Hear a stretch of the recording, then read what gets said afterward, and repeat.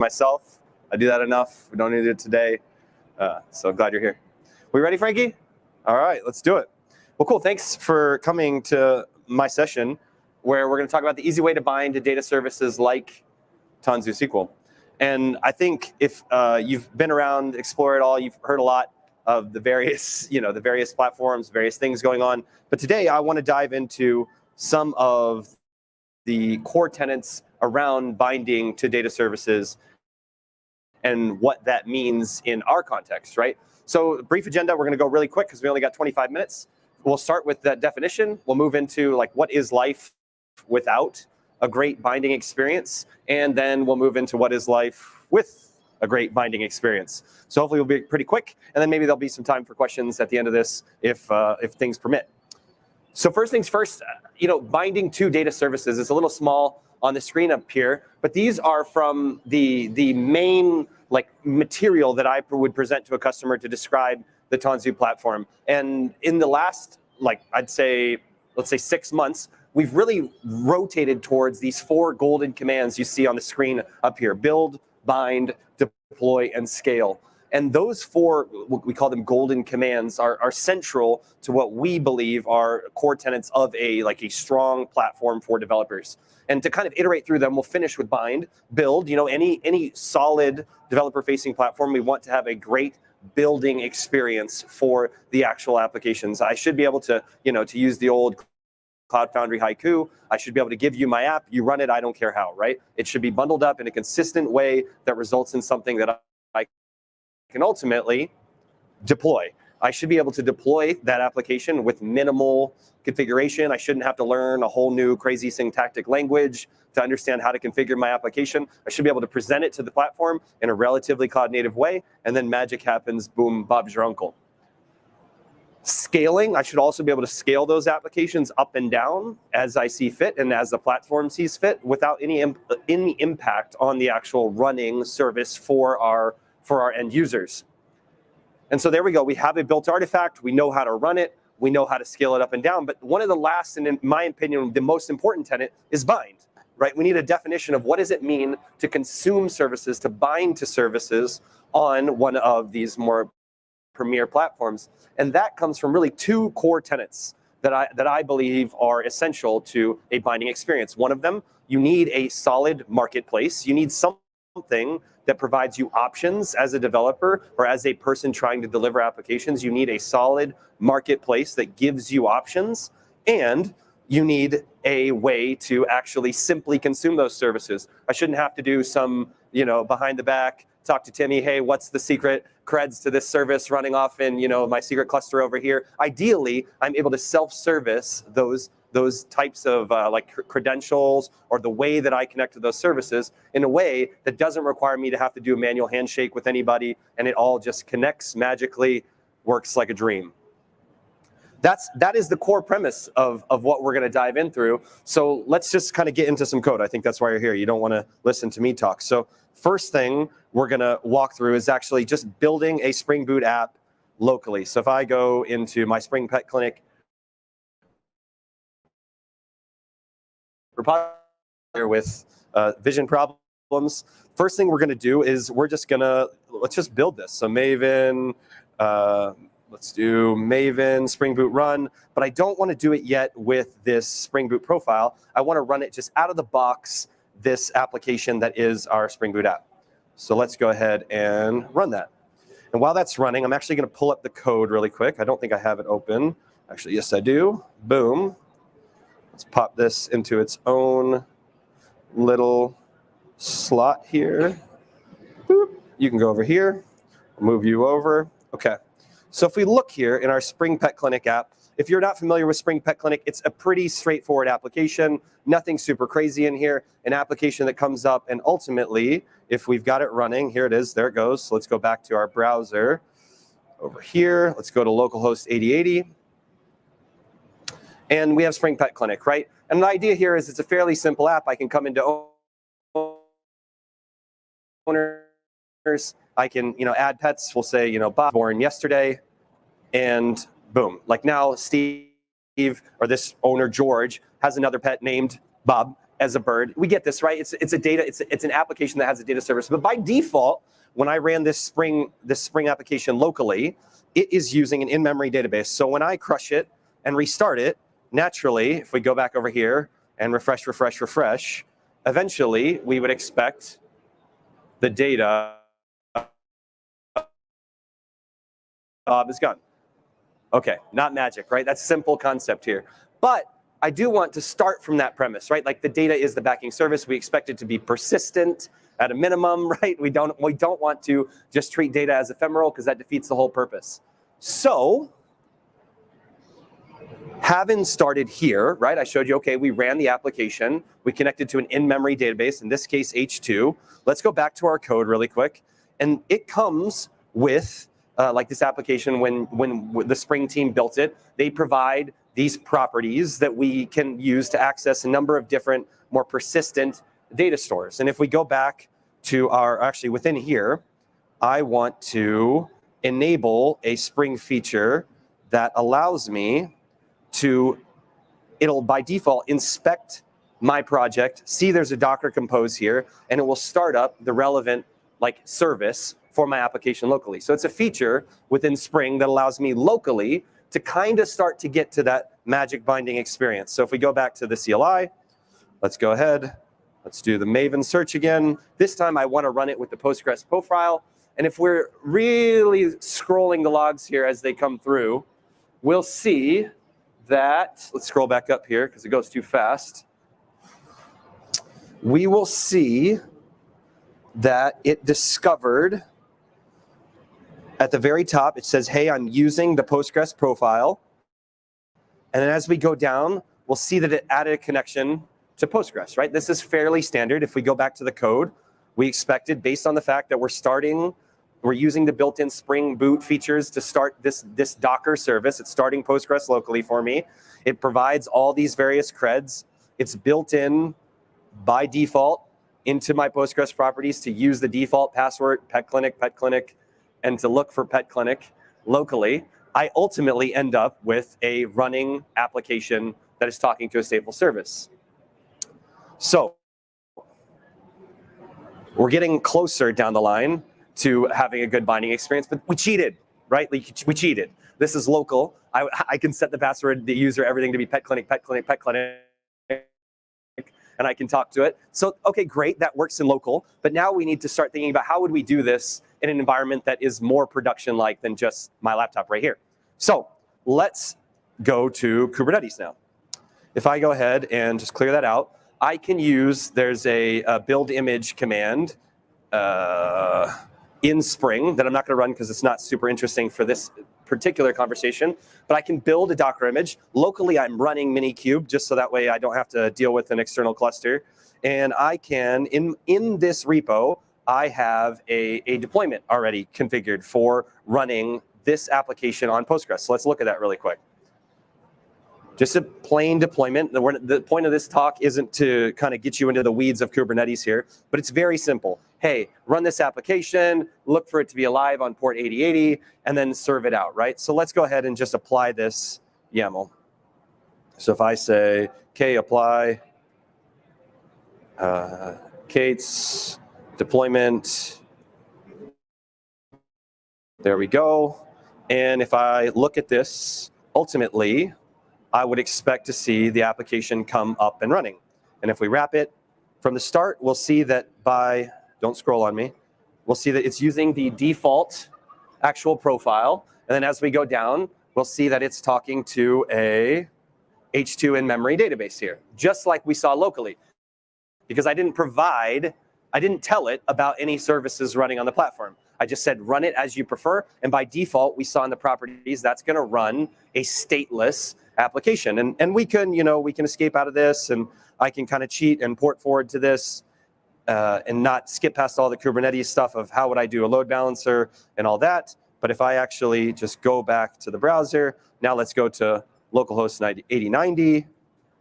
Here's our application up and running. And we can do the whole thing over again. But we'll skip past that from now on because you get the premise there. But if we want to add a stateful service to something running on Postgres, there's a number of ways that we can do that. We can do that by, Helm deploying a service and then connecting it up. We could run any other way that we wanted on actual K8s. You also could use more of a let's say like a traditional approach for provisioning a data service, and we can go into something like Tanzu Data Hub. And if I just log in really quick,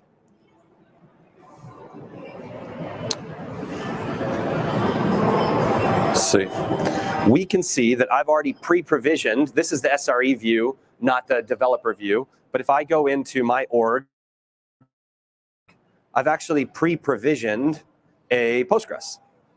And as a part of pre-provisioning this Postgres, I can do all the things. Hey, I want to pick the right storage policies, all the things that you would expect somebody that's smart about the actual databases that you're running. They would go in and they'd say, okay, well, I care about this type of storage policy. I want this type of plan. And ultimately, from my perspective as a developer, I don't care so much beyond I get this big, long string of, that's a little hard to see, but it is just a big, long connection string. Hey, here's the username, password, provide that to the actual database, and we can run it. So let's see what that would look like on cluster if we were to change things up. Ultimately, same deployment, but if we look, now we've provided a bunch of environment variables that say, hey,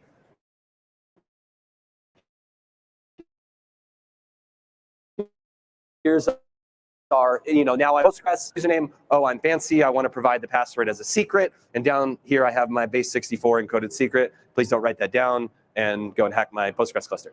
So, but that is like a standard way that you might do the traditional database connection that we see in this like pre-great binding world, right? I can take this and I can go back to my terminal, exit out of this. If I delete or let's just, yeah, we can delete it. We'll delete that old service that's running our old pet clinic. And then let's apply the new one. And it'll come up eventually, life is good. The trick, to recap, of why this isn't, we're not quite at the great experience yet here of connecting out is, yeah, we met one of the two tenets. In Tanzu Data Hub, I did have the option. I had a bit of a marketplace. We saw there was a plan. I picked the Dev Lite plan. I might have skipped through that and seen it a little fast. But you can select the appropriate plan. So we got the great marketplace experience.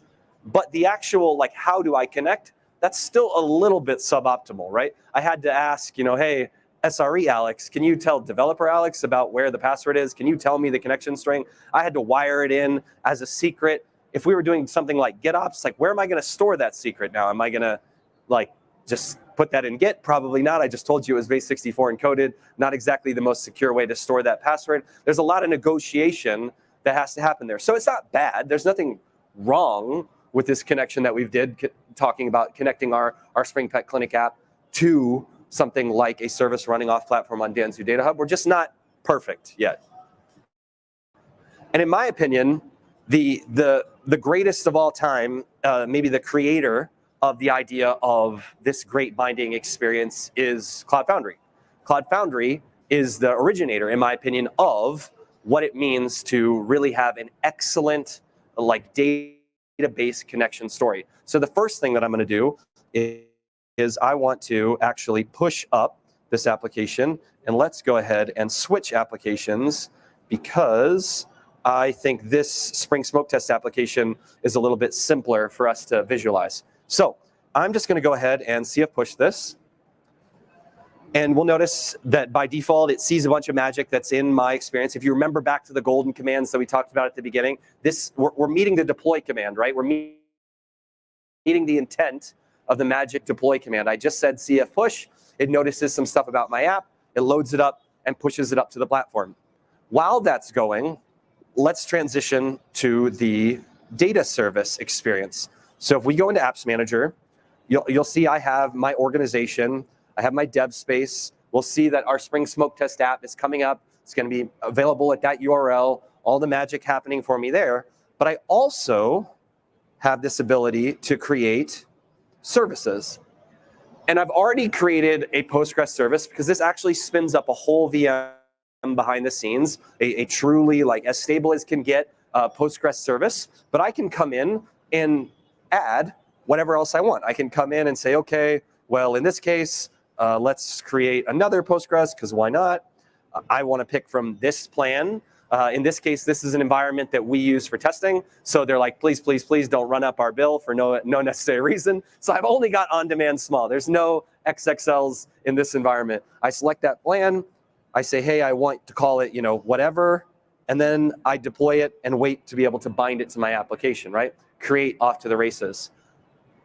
So we see the first tenant is very much alive and well for us in this binding experience. I take something like our Tanzu Postgres, I pick the plan that's been provided to me by the experts that actually know what they're doing on this platform and know what the data services should look like.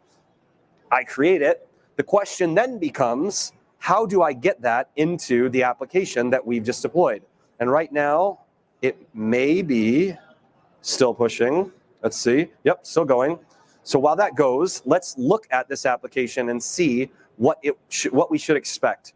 So in this Spring Smoke Test application, it's a very simple app. You'll notice 3 Java files there on the left-hand side. We're not talking hundreds here. It's a simple Spring Boot app. And if we go into this controller, there is this app info controller that we don't need to get too codey here. But what I really want you to see is down here, there's this concept of bindings, get bindings, and then it's going to push them all. Whoa, not dictionary. It's going to push them all it's going to return it in the web response, and we'll see it in the GUI. But what I really want you to know is there's no funny business here as a part of interfacing with this service in Spring Boot. If we look at the resources where we looked in the last application, there's nothing here, right? There's no connection string magic. All of that is configured for us by the way that the underlying library provided in Spring, the Spring bindings, that the way that is going to put those connection strings and those things into the application for me to use. So there's no lock-in. I didn't have to type Tanzu Cloud Foundry only, don't do, there's nothing like that, right? I just said, hey, I pulled in this binding library. I see that they're available, and we'll push them out so folks can see it. So let's see if that application has finished now. Yep, looks like it's up. Let's click this, refresh this page, just so it shows green. Great. Okay, there's our app. Doesn't do a whole lot. All this app does is say, hey, this is where I'm coming from. This is the IP I see. These are the services that are bound. And earlier, we created the service, but we didn't bind it. So this is what really, is the moment of truth. So if we go into this service now, we'll click it. I'm going to say bind.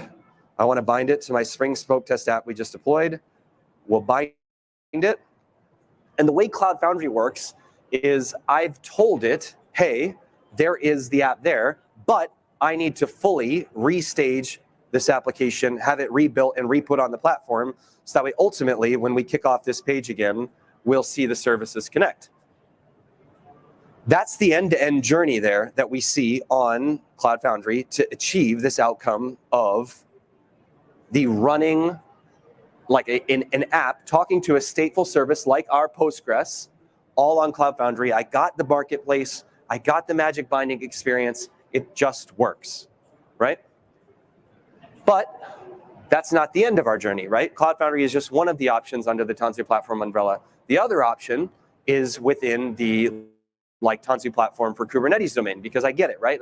Maybe Cloud Foundry is right for some, maybe Kubernetes is right for another. So let's show the final option, and then we're at the home stretch here. So we're going to take this same application, but this time, rather than CF pushing it, I'm going to Tanzu push it. So let me just make sure that yep, cool. I'm going to Tanzu deploy. So I'm going to say, hey, I've already pre-built this application, and I'm going to push it up into my space. So while that's loading, let's look at what a space looks like. This is what we want. Here. Oh, continue, don't log me out. So in this space, and if you've been paying attention, if you went to the keynote this morning, Valentina talked about the idea of spaces. And these spaces are really environments for applications to run. They're pre-configured. They come with a bunch of opinionation on top of just vanilla Kubernetes. But we see our application got pushed there. And here in a moment, I believe, a pretty quick moment if I'm a betting man, we should see our same application up and running here. but let's check to see what we're seeing on the terminal. So it's still waiting to deploy. And when it's through, we'll see it come. But while that's going, let's go back to Cloud Foundry just to finish that thread. So this application is back up and running. Let's go ahead and come back. We'll see this is our CF app domain again. Let's refresh. And there we see the service is wired in. I didn't have to do any like changing of nvars. I didn't have to say, hey, what were those creds again, Caleb? Can you send them back to me? But like, can you send them on the internal channel, not like in Slack, because I don't want to get hacked. I didn't have to do any of that. It just gets wired into my application. I pick it up and we run.